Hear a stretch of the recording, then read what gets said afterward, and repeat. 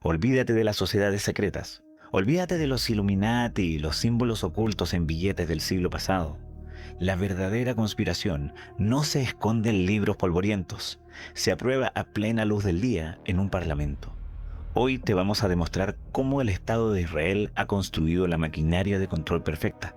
Un triángulo de fuego, donde la fanatización religiosa redacta las leyes, la inteligencia artificial decide a quién matar y los monopolios tecnológicos de Silicon Valley te censuran si intentas gritar. No busques fantasmas del pasado.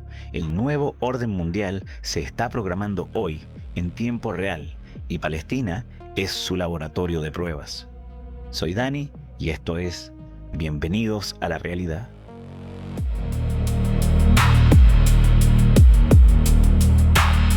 Bienvenidos al episodio 15. Bienvenidos a la realidad. En la mesa me acompañan hoy Alex y Bern. Muchachos, lo que hemos estado recopilando y conectando para este programa es escalofriante. Confirma algo que muchos sospechaban, pero que ahora tenemos con datos duros sobre la mesa. La muerte de la supuesta democracia israelí y su reemplazo por un sistema que los académicos definen como tecnoautoritarismo. Alex, arrancamos por la política. ¿Qué carajo pasó en Israel desde 2022 para que estemos hablando de este nivel de control? Lo que pasó, Dani, es que la máscara se cayó por completo. En 2022 se formó el gobierno más derechista en la historia de Israel. Y no estamos hablando de una derecha liberal o conservadora tradicional. Estamos hablando de una derecha teocrática, fascista y mesiánica. El bloque del sionismo religioso obtuvo 14 escaños, convirtiéndose en la tercera facción más grande de la Knesset. ¿Quiénes componen este bloque? Una alianza de 3 partidos de extrema derecha. Otzma Yehudit, que significa literalmente Fuerza Judía, el Partido Sionista Religioso, y Noam, un partido ultraortodoxo y anti-LGBT representado por un solo diputado, Avi Maoz, que encarna la convergencia entre el nacionalismo religioso extremo y la moralidad conservadora que buscan imponer a la fuerza en el espacio público. Los tipos que manejan este bloque son Bezalel Smotrich y Itamar Ben-Gvir, y aquí viene lo más aterrador. Smotrich asumió el Ministerio de Finanzas y Ben-Gvir, un convicto por incitación al racismo en los 90, asumió el Ministerio de Seguridad Nacional, una cartera recién creada que le dio autoridad directa sobre la policía y las fuerzas de seguridad fronteriza. El depredador quedó a cargo del gallinero, con presupuesto y poder legal para militarizar el territorio. Y Alex tiene toda la razón en señalar a Ben-Gvir y a esa facción. Pero para entender el modelo sistémico que estamos exponiendo hoy, hay que mirar la arquitectura completa de la coalición. El gobierno de Netanyahu simplemente no existe sin los partidos ultraortodoxos, Shas, y en judaísmo unido de la Torá, conocido como UTJ. El sistema político israelí está diseñado para la fragmentación. Hay 120 escaños en la Knesset, necesitas 61 para gobernar, y ningún partido lo logra solo. En ese vacío, Shas y UTJ, que sumaron 11 y 7 escaños respectivamente, se convirtieron en los hacedores de reyes. Su poder no viene de su tamaño, viene de su disciplina férrea y su pragmatismo negociador. El trato es claro y siempre el mismo. Te damos el gobierno, tú nos garantizas financiación obscena para nuestras instituciones educativas autónomas, exenciones del servicio militar para nuestros jóvenes y observancia religiosa obligatoria en el espacio público. Lo que hemos presenciado entre 2022 y 2026 es la fusión perfecta y perversa del mesianismo territorial violento de la extrema derecha con el pragmatismo ultraortodoxo. El resultado es un estado donde la línea entre la religión y la ley civil se ha borrado por completo, creando las condiciones políticas que se han catalogado como condiciones permisivas para la vigilancia y el control absoluto. Y esa fusión tiene consecuencias directas y destructivas en la vida de la gente y en las instituciones. Se ha alterado radicalmente el equilibrio institucional, debilitando los contrapesos. ¿Hasta qué punto ha llegado eso? Ha llegado al punto de la destrucción sistemática de la democracia. Queda demostrado cómo esta coalición ha erosionado la independencia del Tribunal Supremo simplemente porque el Poder Judicial era el único obstáculo real para sus políticas expansionistas y represivas. Pero lo que es aún más grave es la purga interna. El ministro Ben-Gvir ha amenazado públicamente, publicando páginas enteras en los diarios, a Ronen Bar, el director de la Agencia de Seguridad Interna, el Shin Bet, acusándolo de traición. ¿Por qué? Porque los sectores seculares y los profesionales de seguridad representan un freno a su agenda fanática. Quieren purgar al Estado laico para que las fuerzas de seguridad respondan a la visión rabínica y no a la ley. Es la definición exacta de fascismo clerical. Y todo esto ocurre mientras utilizan sus posiciones de poder para expandir los asentamientos y restringir los derechos civiles de las minorías, sabiendo que tienen respaldo político absoluto. Y esa ideología político-religiosa no es solo un discurso, es el motor que acciona la tecnología. Es el primer eslabón del triángulo que estamos exponiendo hoy. La derecha radical crea las condiciones permisivas donde la vigilancia no solo es tolerada, sino promovida como herramienta de gobierno. Un ejemplo paradigmático de esto fue la aprobación de la ley de spyware por la Knesset en noviembre de 2024. Esta coalición de derecha religiosa impulsó una legislación que expande brutalmente los poderes de vigilancia de la policía. La ideología les da la justificación moral y el poder político les da la herramienta legal. La vigilancia se presenta como una necesidad para la supervivencia del pueblo, y si te opones, quedas automática y públicamente etiquetado como un traidor o un cómplice del enemigo.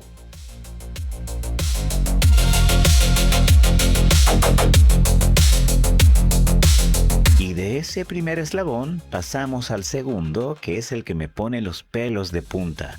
Ven, hablemos de la dimensión tecnológica, porque hoy queda al descubierto una cadena de producción de vigilancia que parece sacada de una distopía de ciencia ficción.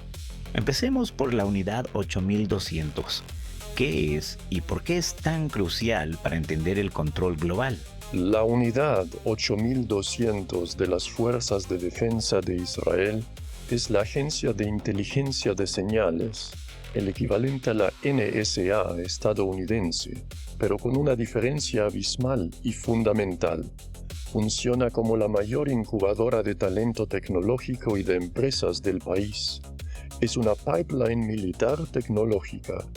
Fundada en 1952, esta unidad entrena a sus soldados en técnicas avanzadísimas de intrusión, recolección de datos masivos y ciberataques. Les da acceso a tecnología de vanguardia y, sobre todo, les construye una red de contactos privilegiada. Cuando estos soldados dejan el ejército, se estima que más de 10.000 veteranos han fundado empresas de ciberseguridad y vigilancia, creando lo que analistas de seguridad ya denominan el complejo industrial de vigilancia israelí. El Estado invierte en capacidades militares, los soldados desarrollan la tecnología en la unidad, se retiran al sector privado, comercializan esos productos y el propio Estado israelí se los vuelve a comprar. Es un ciclo virtuoso para el negocio de la seguridad y absolutamente perverso para los derechos humanos. La tecnología no es neutral, es el producto material de decisiones políticas e institucionales deliberadas. Y el caso más emblemático, el que explotó en los medios globales, es NSO Group y su malware Pegasus. Esto no es teoría de la conspiración, está documentado hasta el cansancio por consorcios periodísticos y organizaciones como Amnesty International. Pegasus es un spyware de tipo Zero Click, lo que significa que infecta tu celular sin que tengas que hacer clic en ningún enlace trampa. Te roba los mensajes, los correos, las fotografías, enciende el micrófono y la cámara y rastrea tu geolocalización en tiempo real. ¿A quién se lo vendieron? A dictaduras y gobiernos represivos de todo el mundo, Arabia Saudita lo usó para espiar al periodista Jamal Khashoggi antes de asesinarlo y descuartizarlo. Hungría lo desplegó contra periodistas y abogados de derechos humanos. India lo empleó para vigilar activistas y políticos de la oposición. México lo usó para espiar investigadores. Marruecos y los Emiratos contra disidentes. Y todo esto, escucha bien, todo esto fue aprobado para exportación por el Ministerio de Defensa israelí. El Estado israelí es el facilitador directo y el beneficiario económico de la represión global a cambio de miles de millones de dólares. En 2025, un tribunal estadounidense incluso prohibió a NSO Group acceder a la plataforma WhatsApp y le impuso una multa de más de $4 millones. Pero la industria sigue operando con una regulación internacional prácticamente nula. Si Pegasus es la herramienta de vigilancia del pasado reciente, lo que viene ahora es la automatización de la muerte. Entramos de lleno en lo que ya se conoce como la guerra algorítmica. Alex Byrne. Hablemos de Lavender, Gospel y Where's Daddy. La crudeza de estos datos es devastadora. Dani, esto es la anulación total de la ética militar. Es la externalización del asesinato a la máquina. El ejército israelí ha implementado sistemas de inteligencia artificial para gestionar la violencia en Gaza a una escala inédita.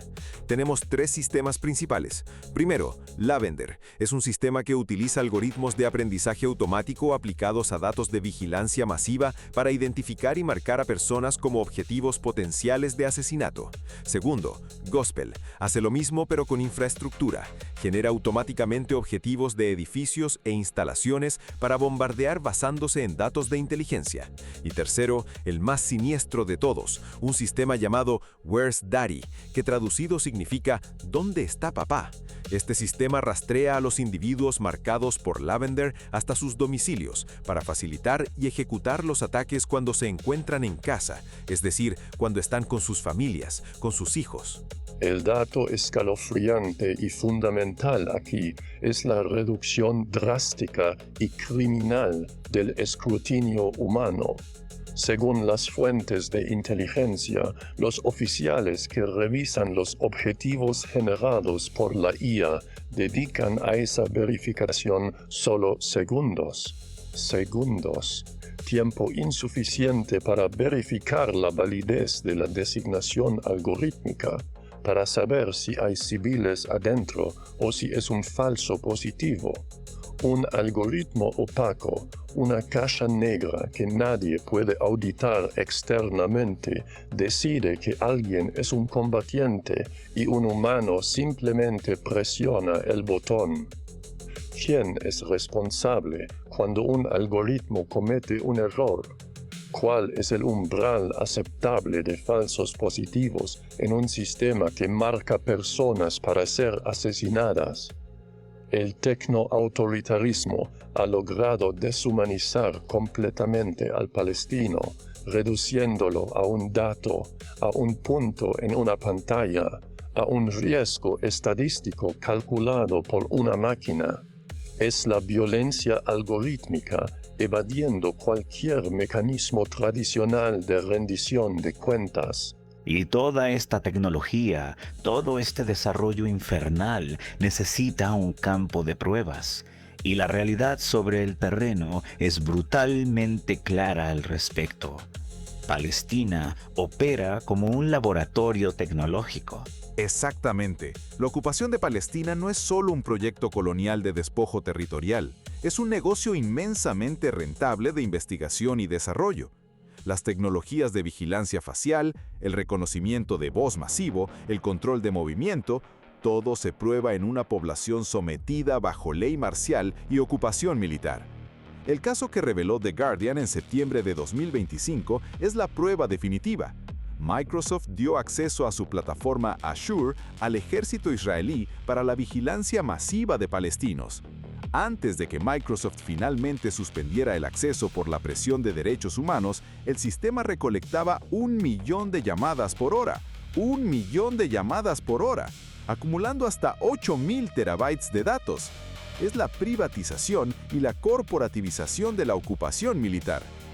En 2025, la industria de ciberseguridad israelí exportó $8.500 millones.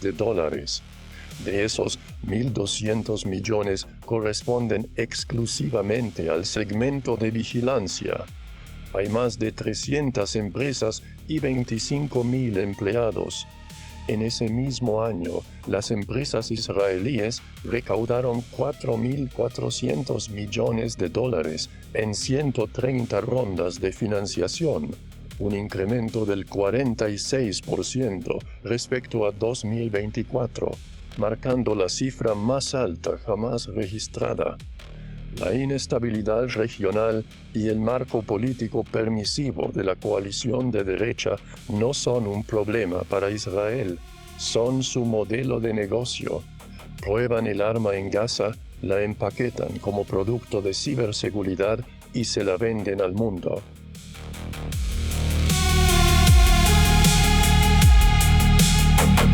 Prueban el arma en Gaza, la empaquetan como producto de ciberseguridad y se la venden al mundo.